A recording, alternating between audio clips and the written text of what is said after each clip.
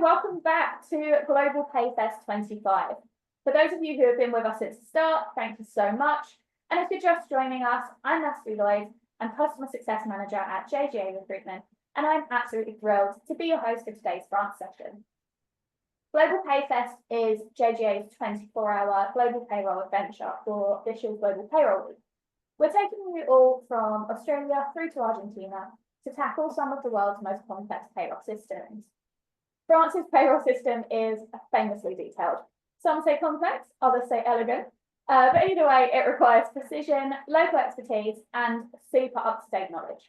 Between social contributions, strict labour codes, sector-specific collective agreements, and bulletins of pay that look like mini novels, it's safe to say payroll in France is never boring. So to help us make sense of it all, I'm joined by Cheikh Niang. He's Senior French Payroll Specialist at Hightekers. Cheikh has 15 years of managing French payroll for a wide range of international companies, and he's here to share his expertise with us today. Cheikh, thank you so much for joining us. I wondered if we could kick off by you just sharing a little bit about your background and your work in French payroll. Yeah, so first of all, hello everyone. Thank you for having me. Truly delighted to be part of the session today. So just like you said, my name is Cheikh Niang. I'm a senior French payroll specialist with 15 years of experience in this domain. My career spanned across both in-house and outsourced payroll models, supporting both local French companies and also multinational companies and organizations.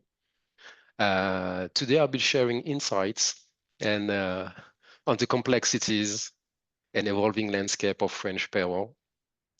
I will also walking you through a real life case study and finally addressing some of the most frequently asked questions in this domain. So I hope that you like it, and I hope it will be a practical and valuable session for all of you. Thank you so much, Cheikh. So like Cheikh said there, like today's other sessions, we'll start at the beginning. We'll go through all of the complexities within French payroll, look at the structure of how it's made up. We'll look at regulatory changes, compliance, and some best practices as well. We'll look at a case study from a fictional company that will go through some of those problems in a real life scenario. And as always, we'll finish off with a Q&A from some of the common questions that you guys have sent in over the last few weeks. So shall we get started with Cheikh's expert overview on French payroll? So yeah, let's dive into what makes French payroll complex and fascinating, and how international employers and companies can navigate it successfully. So first of all, the French payroll landscape. France is a highly, to say the least, regulated country in terms of payrolls, and it is mostly based on several pillars. So the first of them is the labor code. So it sets standards, laws, but also employer obligations. So it's a basis for our companies and employers need to comply to how French payroll needs to work. Then you have the social organizations, and in France we have a lot of them. And when I say a lot, I mean a lot. And those social organizations are for employers, but also employees. And we contribute to them on the payslip, through the payslips.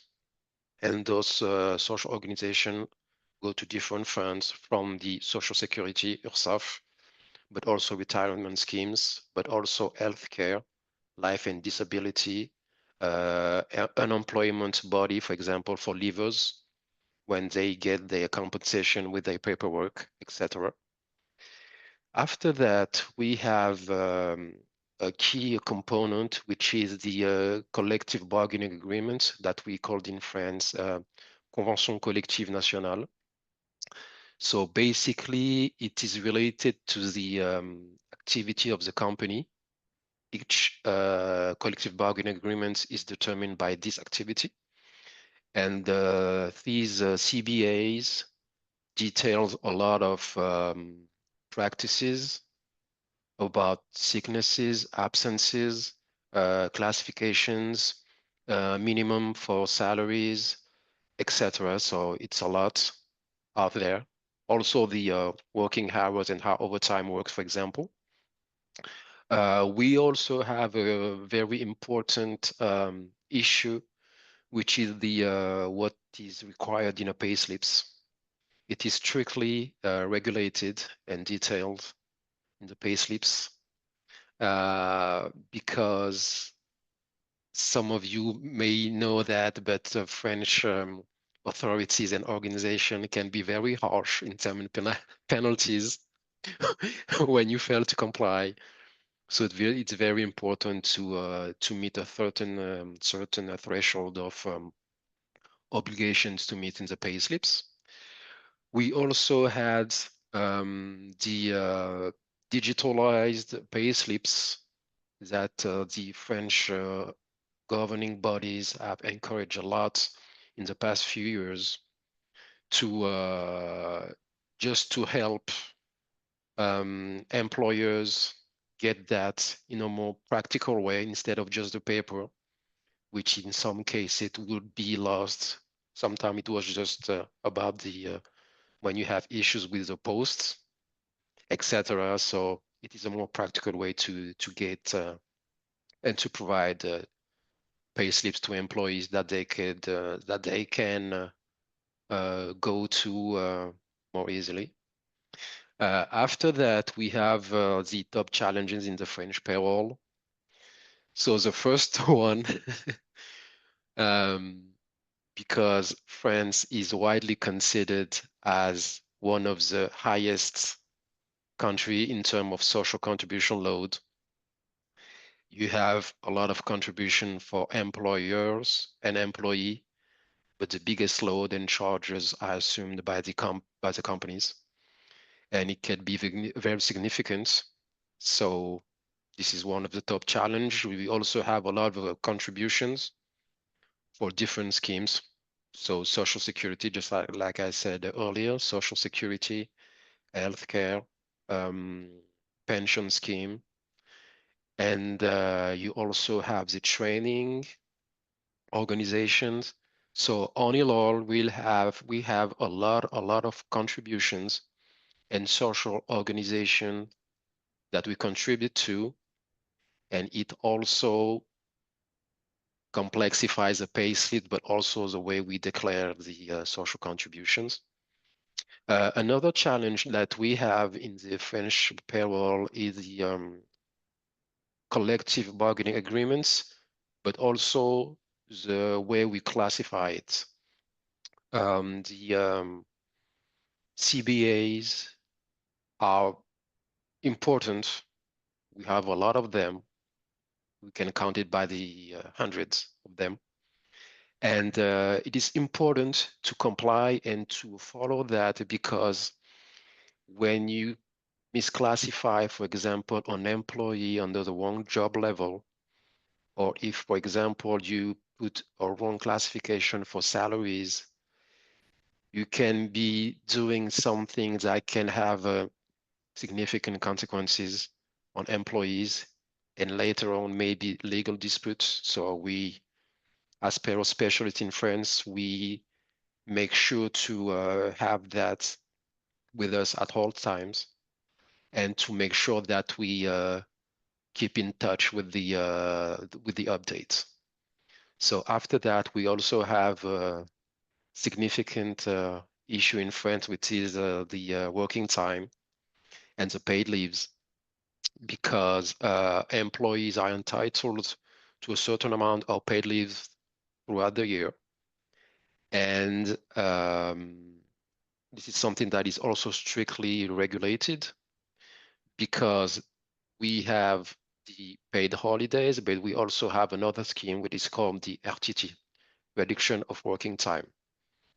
And I will detail that later on in the session, but basically we have a difference in both schemes, because the first one, the paid leaves, are basically for all employees without any kind of differentiations, while RTT are for a certain type of employees working above the threshold of 35 hours per week, which is a key point in the French legislation.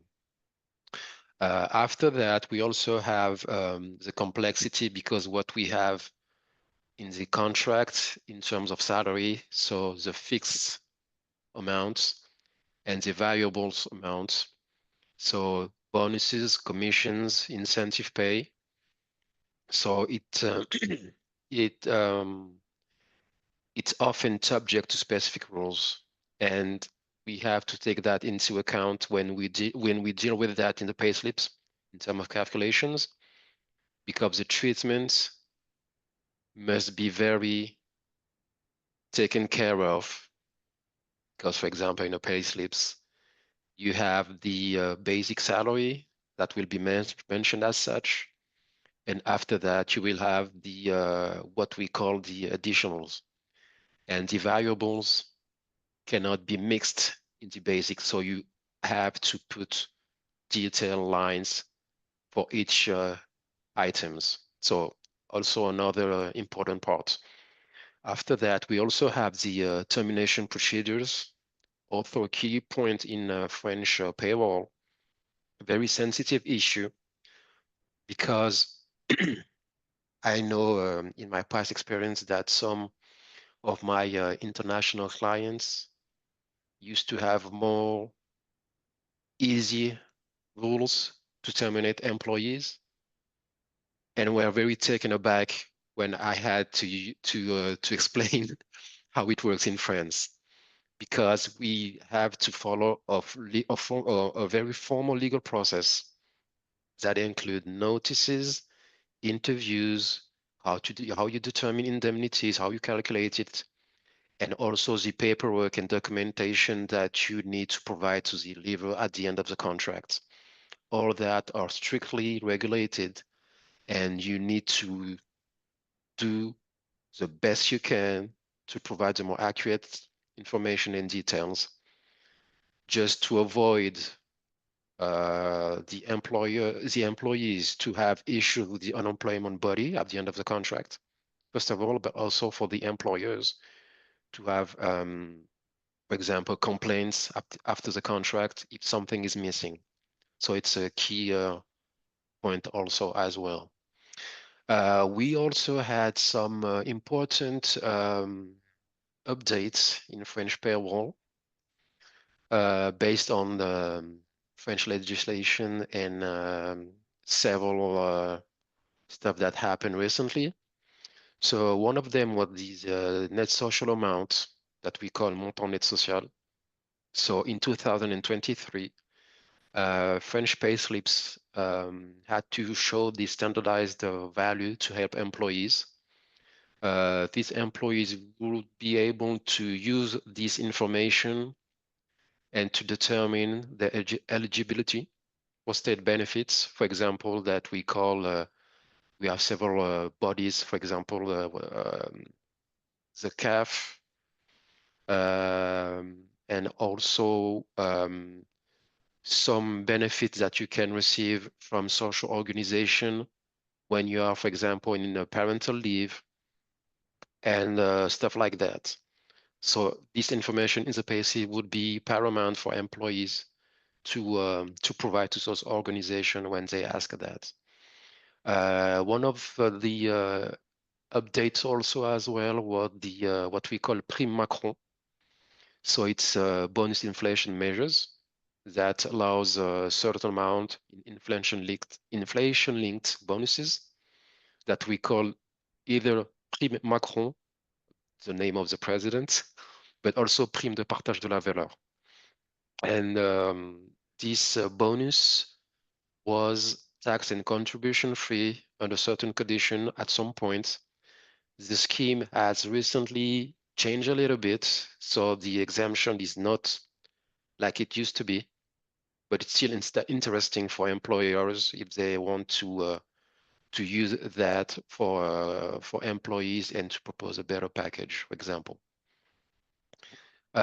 We also had the retirement reform, but This is an ongoing situation in France. It has been the case for years now, especially just before the COVID. And it is still ongoing because the terms of this reform is not, I would say, totally defined and validated. We're still on it, so we will wait as payroll specialists and just as a citizen to see how it will be definitely applied to all of us. We also had something that happened earlier, which is the Universal Payroll Reporting that we call DSN. So basically, it's a system when you declare all the payroll figures to social contributions, and that declaration help all the organization, wherever they are, to get the contribution they are due. For example, in one declaration, this will affect amount for Social Security, pension scheme, healthcare, but also life and disability. So every organization will get its due. So that's, I also want to add one recent update, which was the overlapping of sickness leave and paid holidays. For years, when employees had unused paid leaves, and the period when they could took the paid leaves was up, you would either lost it, and that's it. It was not either, you just lost it in some conditions. But there is decision from the Cour de Cassation in 2023 that changed the landscape. And now the conditions are different. If, for example, you're sick during your holidays, you can stop your holidays at the moment you're sick and just carry over it later. So it's a very significant decision that has been made, but all the conditions, etc., are not, I would say, fully validated as well. So we're still waiting for details about it. So I just wanted to point that out. After that, we also have what are the best practices for multinational employers. In my career, I used to work a lot with these type of companies. So companies from abroad that had French employees and French establishments. And the important point was to use a local payroll partner. That was why they used to come to us for expertise, but also advice, and just to manage the payroll from day to day. Because in France, it's very difficult to manage that when you're a foreign company. So it's important to have something local with that expertise to help you navigate that. And that's the first best practice I can advise. The second one is to keep up with the CBAs I was referencing earlier, because it can be the same for years, but it can also change a lot and quickly. And you have to make sure that all the classification, for example, and benefits are still up, and you're still up to what is going on, because you also take that into consideration into your payroll software. So usually the payroll software provider do that, I mean, generally. But sometimes you also have to check that everything is on point, that your HR team is following the recent changes, and that you as a payroll provider and payroll expert is also calculating the pay slips and also making sure that you apply the correct classifications and tiny bits of changes, just that so that employees could have the proper benefits and proper salaries, and nothing is missing. So it's also important to have an automatic leave tracking, because we have several type of paid leave in France. So you have several type of leaves, so absences. You have paid leaves, you have reduction of working time I was referencing earlier, the sicknesses, parental leave, but also what we call congé événement familial, for example, when you have birth, marriages, but also death of relatives, for example. So it's important to differentiate all these type of leaves and process that properly in an automatic tracking system that can be used properly in the payroll software. So that's another one. Obviously, to stay alert to all the changes in regulation that can also affect the pay slips, because French legislation changes a lot, and we have the obligation and we have the duty as payroll experts to keep up with those changes and apply it as soon as possible when it is validated and we know that it is now on point, and to get that across the way. So yeah, stay alert with the recent changes. Also make sure that the communication within services is well and on point, because French payroll, with all the elements and organization involved, you will need to have that communication, that collaboration. And it can be HR payroll, but I can also add, for example, finances and payroll, and legal and payroll, because there are a lot of issues that we need to cover, and we have to have this collaboration within the services. It's really important. So as of now, that's it for the landscape and the complexities. Amazing. Thank you so much there. It seems like there is a lot of legislation to understand, a lot of rules to break down, and getting the advice from a payroll expert or a payroll provider is super important if you are going to expand into France, to make sure that you're kind of making sense of all that legislation and avoiding some of those hefty fines that we spoke about. Although it's funny, I think even receiving a giant fine sounds nicer in a French accent. It almost sounds like it's not that bad.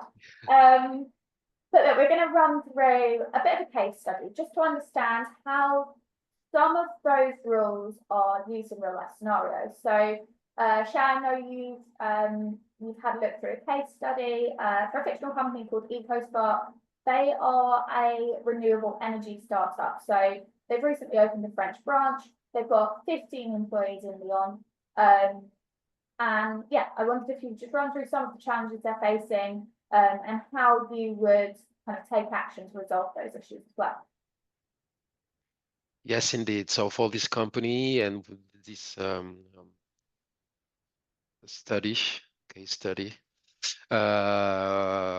we have different challenges to go through, and how, from the context, the issue encountered, and the actions taken. So I will walk you through all of that. The first one is, for example, overtime hours and misclassification and compliance risks. So at first, the issue encountered that during a routine audit with the client company, we flagged irregularities in the classification and payment of overtime hours that we call heures supplémentaires in France. Several employees with legally compliant overtime hours in their contracts had logged excessive working hours. So it's important thing to monitor in France because we have the what France is well known in the world for, which is the 35-hour threshold per week. So this employee had logged excessive working hours above this threshold, and the CBA, which is Santec, allows specific flexibility, but at the same time, it must align with the labor code provisions on working time. So what we did after this context and what we flagged, the action taken was to make first a contractual audit. So we first performed an exhaustive audit of all contracts that had overtime hours already planned. So it was basically employees that had 35 hours, but also overtime in the contracts. So no issue there. But those employees also had overtime on top of overtime. And that was the issue in the case at hand. So we had to make several checkings. Some of these contracts lacked required details specifying the working time conditions and the mechanism for the workload monitoring, which is something also important in France because this is something really strictly regulated.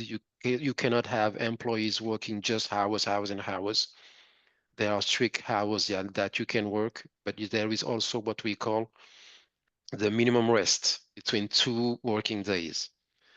So in this case, it was not compliant at all. The also action taken was to make an implementation of time tracking. So we deployed a digital time tracking tool with real-time dashboards for HR oversight.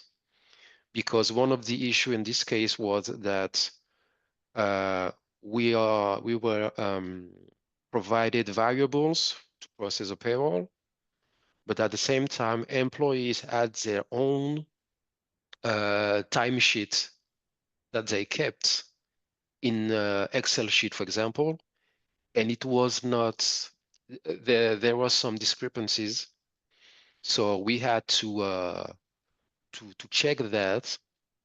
So that's why we deployed this digital time tracking tool to ensure that actual working hours could be reconciled with declared hours limits, so that what we had from the companies and what we had from the employees still a match, so that we can process that through the pay slips.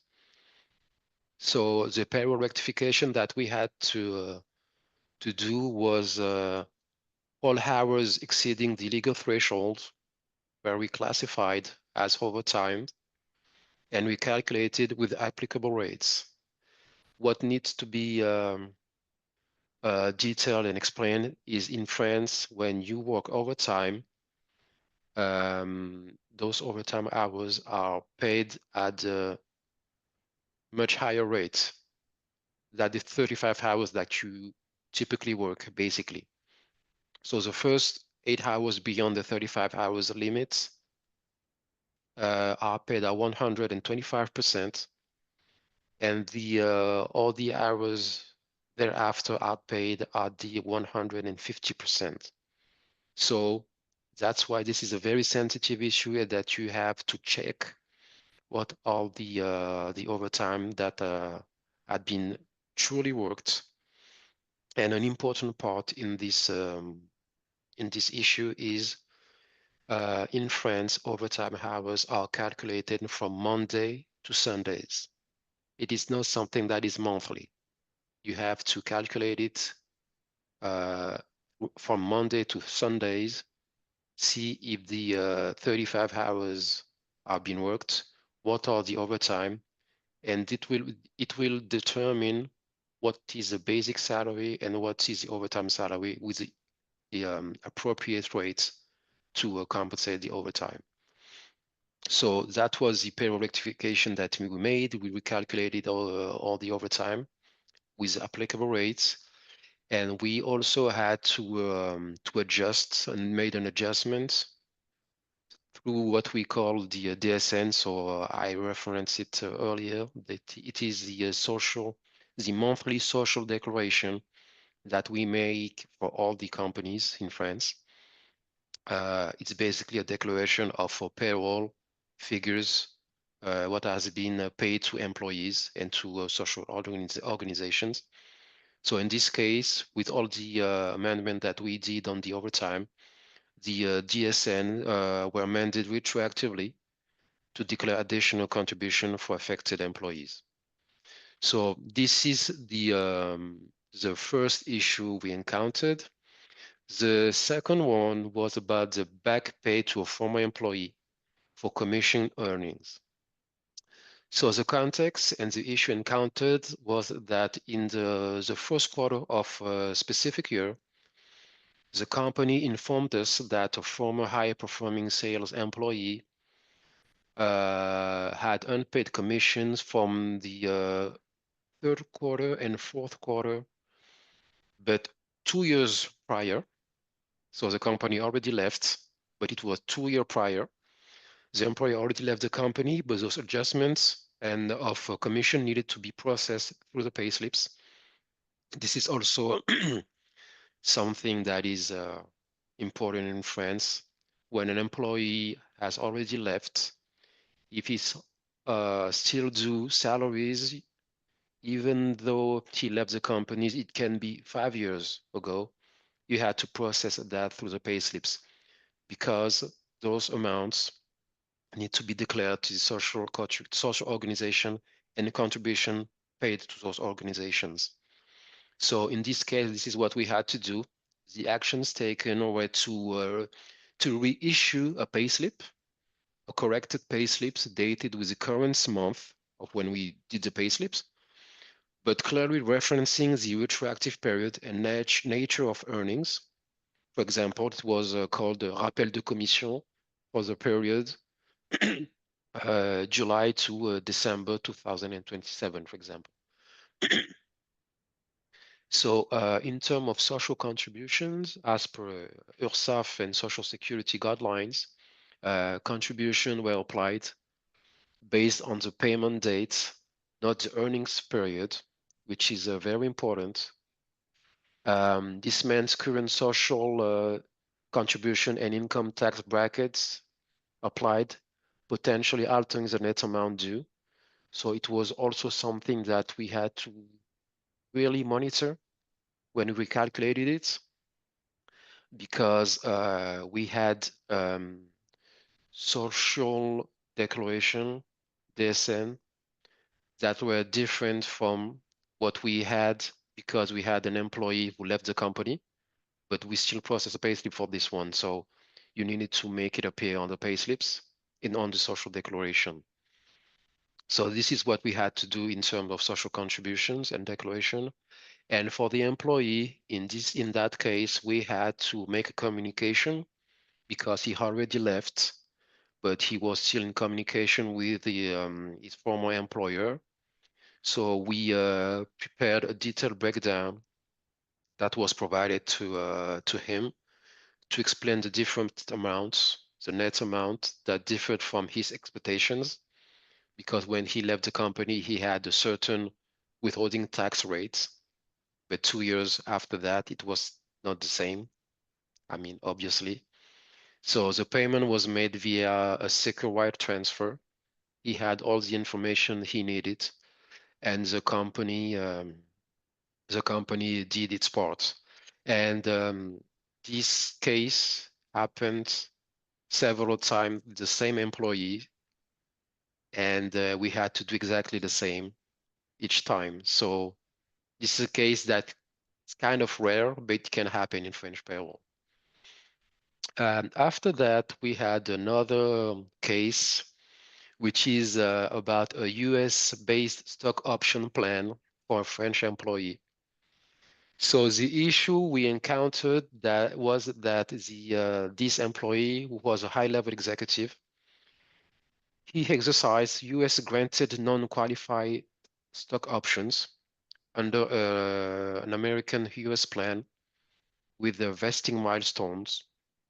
While the plan was structured under IRS rules, meaning American rules, the gains, which was in France because this is where the employee was living and working, had to be declared and subjected to French social and tax regulations.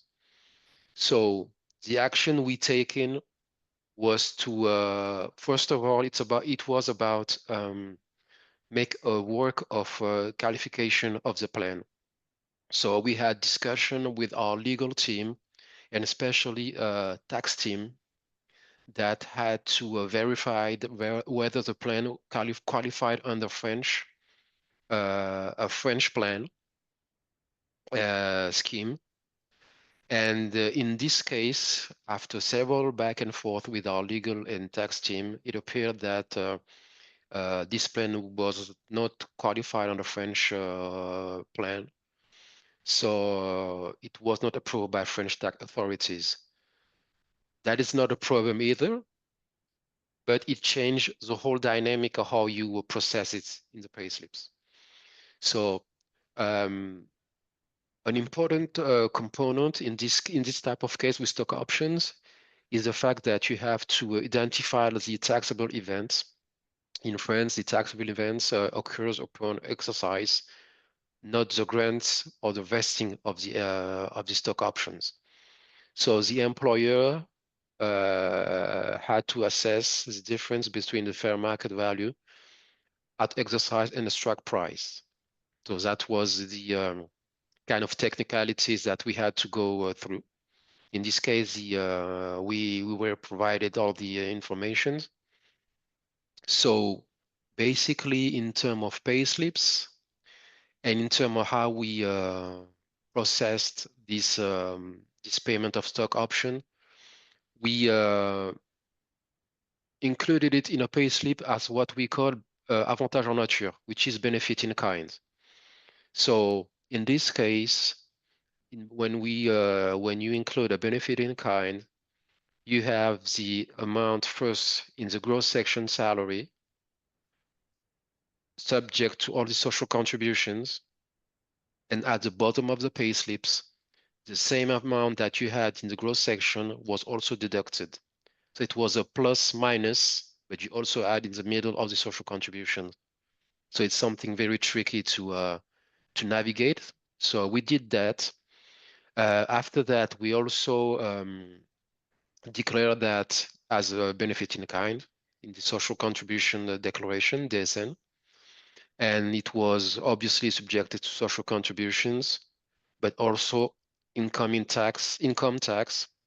And in France, since 2019, if I remember correctly, or maybe earlier, we have the withholding tax system that other countries have implemented a long time ago. So in this case, we also had to subject that to withholding tax.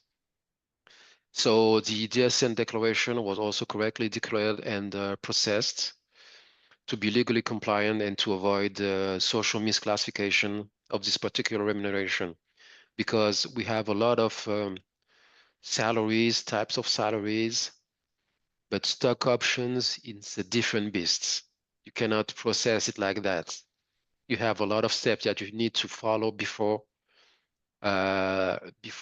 knowing how to process it to the pay slips and the treatment that will be as a consequence. So this was the third issue in the case study. The fourth one was the case of retirement with mutual termination and settlement indemnities of an employee.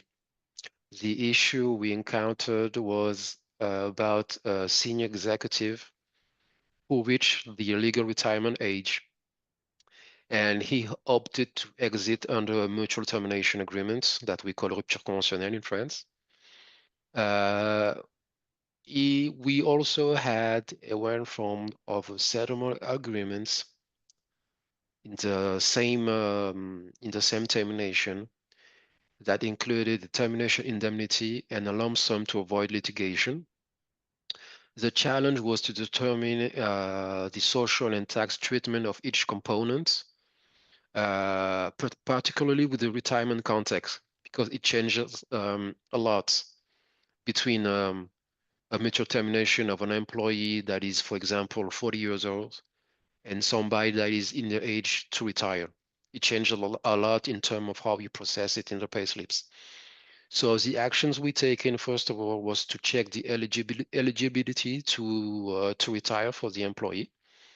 We confirmed that the employee had reached the legal retirement age with full pension rights, which also a key component in this case, because you can, in France, you can also retire without your full rights, but it will affect your compensation. So in this case, we had to check that, and as it would affect the exemption threshold in this case. In this case, indemnity breakdown. Usually when you have a mutual termination with a settlement, the first step is the mutual termination, and then month after, or maybe weeks after, you have the settlement agreement. In this case, it's a very rare case. It is happening more and more, but it's very rare. It's the fact that we paid first the settlement agreement. And in the case at hand, we had, because of the retirement context, had to fully tax and subject to social contributions that indemnity, because it didn't compensate for prejudice distinct from the employment relationship. It was really about the transaction settlement agreement. After that, we had to process the mutual termination, so indemnité de rupture conventionnelle. That was exempt from tax and partially exempt from social contribution within the legal and conventional limits, but also subject to what we an important contribution in France, which is CSG CRDS, that is paid to Social Security. And that is mainly supported by the employee. So it's very tricky to navigate that. You have to make your calculation thoroughly and to make sure that everything is correct. After that, we had the social contribution management of this particular termination. We used specific DSN codes and to make sure that this settlement, but also mutual termination were correctly processed and calculated, and making sure that everything was applied and that the Social Security received what was due in terms of social contributions. I say Social Security, but all in all, all contribution, all social organization, because the declaration was made with other contribution deducted in the pay slips. So this is all in all the type of cases I encountered in this case study. I can talk about many other, for example, how you manage social security contribution. I had a case, for example, when we had discrepancies between what we had in the pay slips and the declaration, and we created a tool between the payroll software and our data that helped us live check the amount, check the rates, check the contributions, and it helped a lot. So yeah, basically all these issues we will find in payroll in France are mainly related to social contributions, because French social organizations are no joke. They are very harsh in terms of penalties, and it's a very challenging work in your daily operation to make sure that everything you do is compliant, everything you do is going to the right organizations, and that you put the company away from potential troubles. So this is your case study. Yeah, you are wonderful. Thank you so, so much. There's several points there that people have encountered, and maybe not known how to handle those situations. So I think probably a lot of our viewers are going to end up reaching out to you one day with a couple of questions. I certainly will. Especially if I ever end up in France and end up doing a load of overtime, I'll be calling you to make sure I get my 150%. Exactly. So we're going to move on to a few questions. Now, Yeah. these questions have come in from our network all over the world. Since we sort of mentioned to everyone that we're going to be hosting Global Pay Fest, we're going to be having experts. Loads of questions have come in on some really common, tricky elements of French payroll that people just need a little bit of expert advice on how to solve. So there's a few here, so we'll run through as many as we can in the time that we've got left. So firstly, what is the best way to determine the correct collective agreement? Yeah. So to determine the correct collective bargaining agreement, known in France as convention collective, it applies to specific employment situations. You have different steps that you can follow. You can check what we call the main activity of the company through a code that is called Code APE or Code NAF. You can find that in the payslips, but you can also find that in the company, what we call CABIS in France, which is the identification of the company when you have when the company has been created, sorry, when who is the CEO, what is the address, etc. You also have details on this document about the collective bargaining agreements by having the code APE. This code APE or code NAF is assigned by an organization that is called INSEE, that deal with the statistics in France, and that defines the company's main economic activity. So basically, these are the way you can check the correct code that will help you get the collective bargaining agreement. To look up the corresponding convention collective and CBA.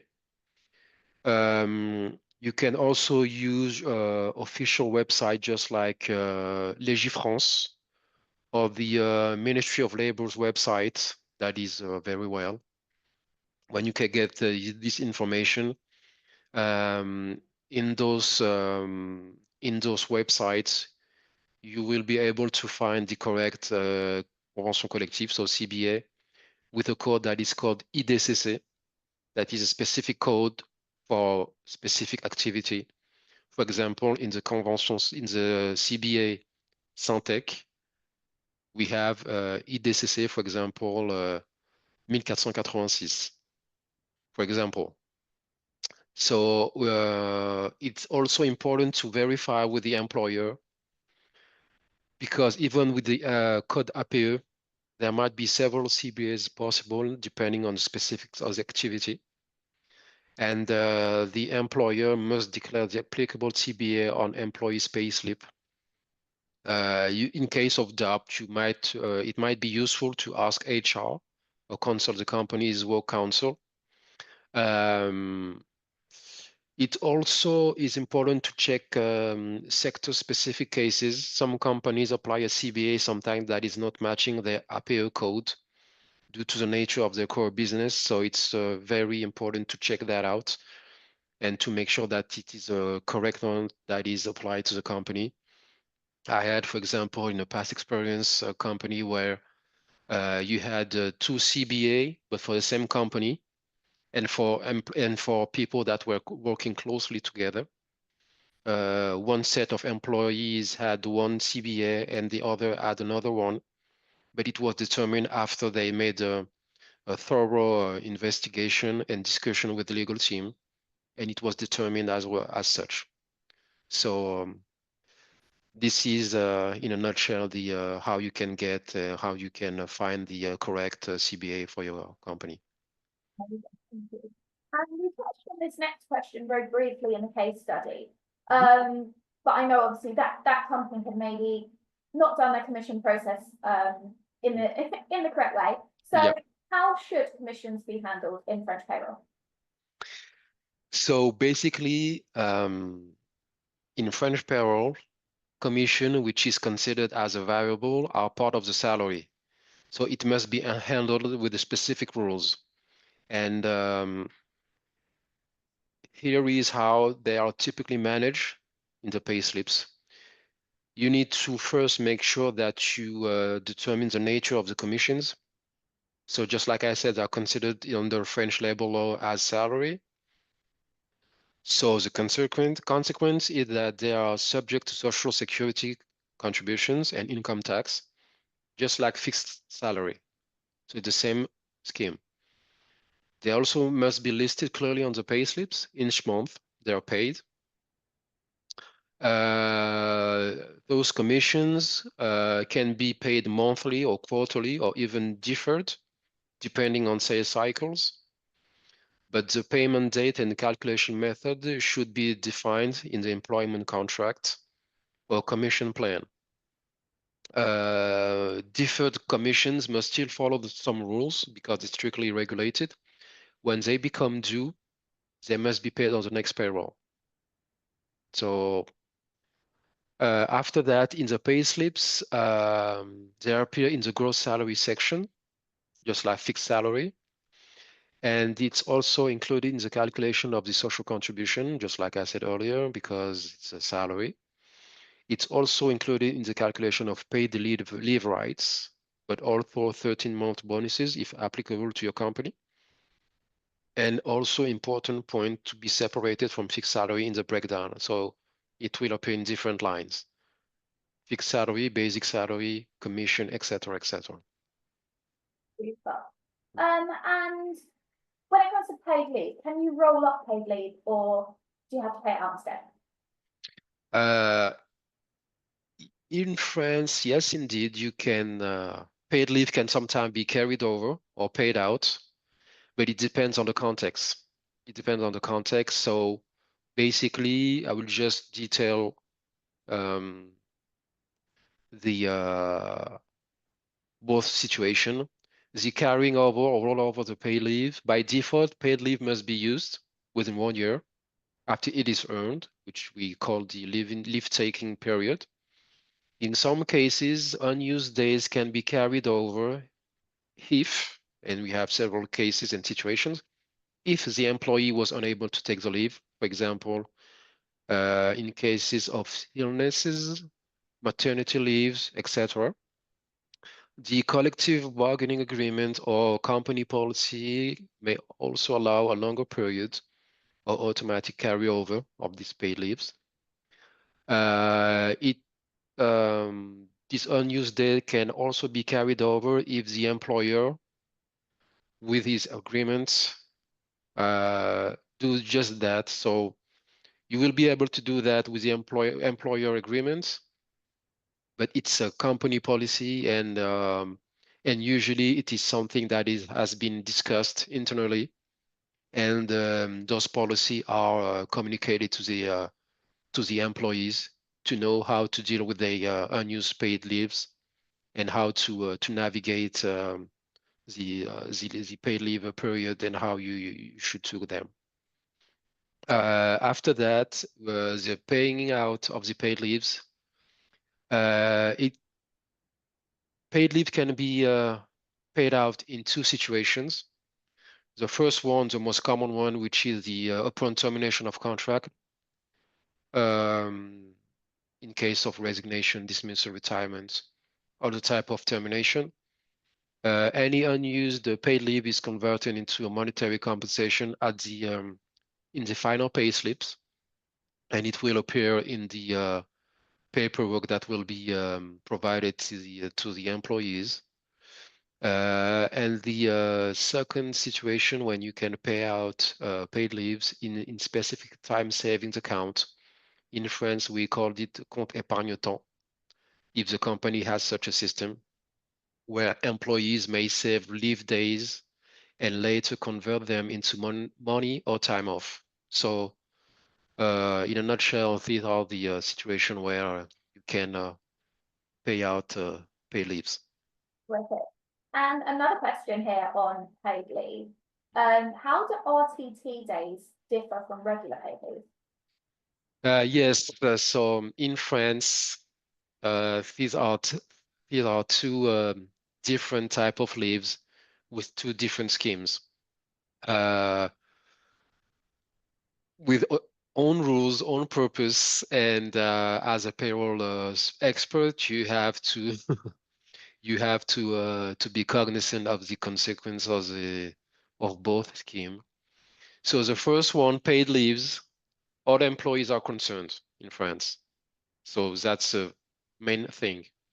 It is earned monthly, usually 2.5 or 2.08 working days per month that are accrued into the into your counter, and it is totaling to 5 weeks per year. So it will be 25 days or 30 days of paid leaves entitlement for a full year. The purpose for the paid leave is general annual vacation or rest, and the legal basis is defined in the French Labor Code. So what we call RTT, so reduction of working time. The employers concerned are mainly employees who work for more than 35 hours per week, often under 39-hour contracts. It can be less in some situations. For RTT, the purpose is to compensate for working more than the legal 35-hour week without necessarily paying extra in overtime. And these RTT days are accrued. It depends on the number of hours worked over the 35 hours week. And typically you will have around 10 to 15 days per year of RTT that you will have accrued at the end of the year. And in this case, contrary to the paid leave, you will have the civil year to use those days. Some companies can allow for a carryover, for example, of 1 or 2 months, but just company policies. It is not something that is general. So the strict rule is to use it within the civil year. After that, it is you lose it because it resets at January of the following year. So that's why it usually must be taken with a certain period or it may expire. Cool, perfect. And again, we've had sort of a little bit of, we've sort of touched on this a little bit. We're looking at non-compliant payslips. So what's the penalty for a non-compliant payslip? Whoa. Yeah, that is the important subject in France.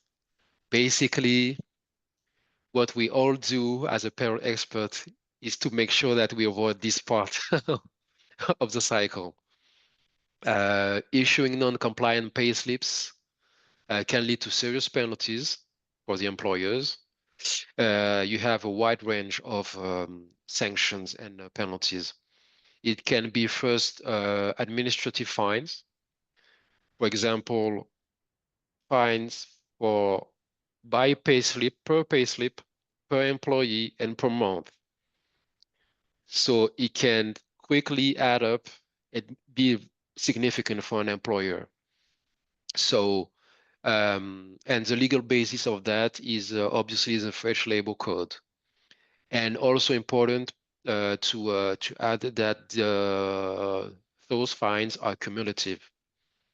So other penalties, for example, or just the consequences for issuing non-compliant pay slips or just stuff in payroll is a labor inspection intervention that can demand correction of the pay slips, but also trigger administrative sanctions or refer to the matter to the court. For example, we also have criminal sanctions in some cases, but it's in some cases, very rare cases, but it happens sometimes. If non-compliance is proven to be intentional or fraudulent, for example, hiding salaries or under-declaring hours, or sometimes under-declaring, not declaring employees joining the companies, it may be concealed. It might be considered as a concealed work, for example, and it can lead to, in some cases, up to 3 years in prison, fines up to 45,000, and for a company, 225,000 euros, obviously. We also have some consequences that can be triggered if there is a non-compliance, and employees, it concerns employees. Employees can bring a claim before the labor court that we call the prud'homme in France.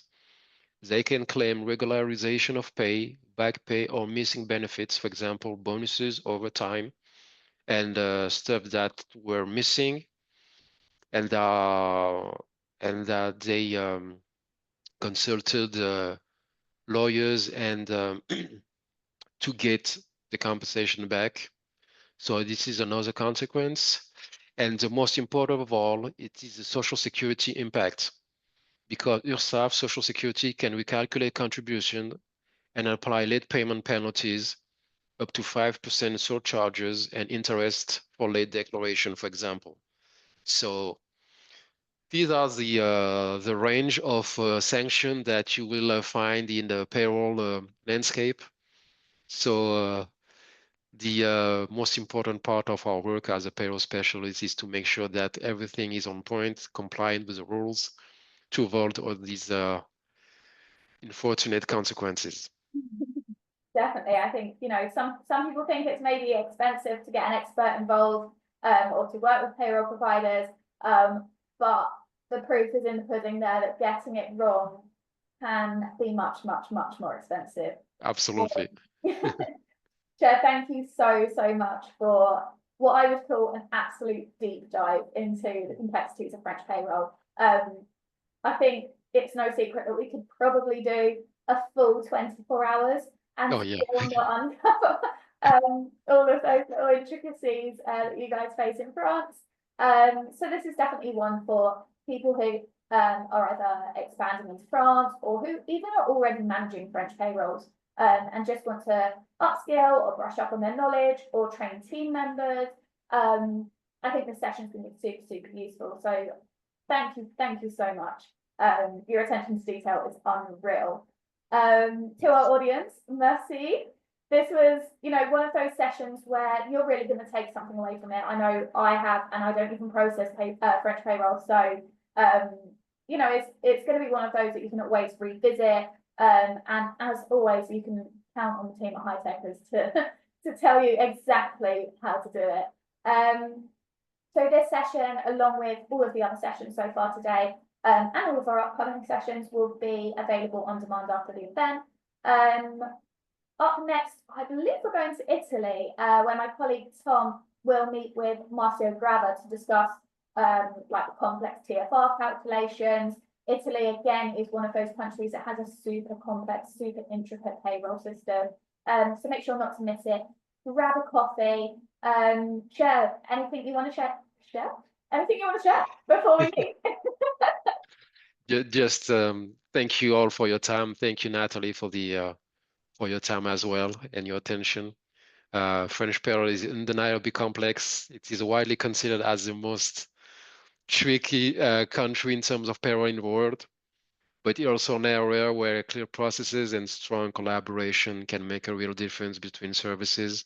So it's important to make sure that you have that collaboration on point and that you avoid all these predicament that I detailed earlier. So I hope today's session provided not only information but also some inspiration for how to tackle those challenges head on. So thanks again for having me.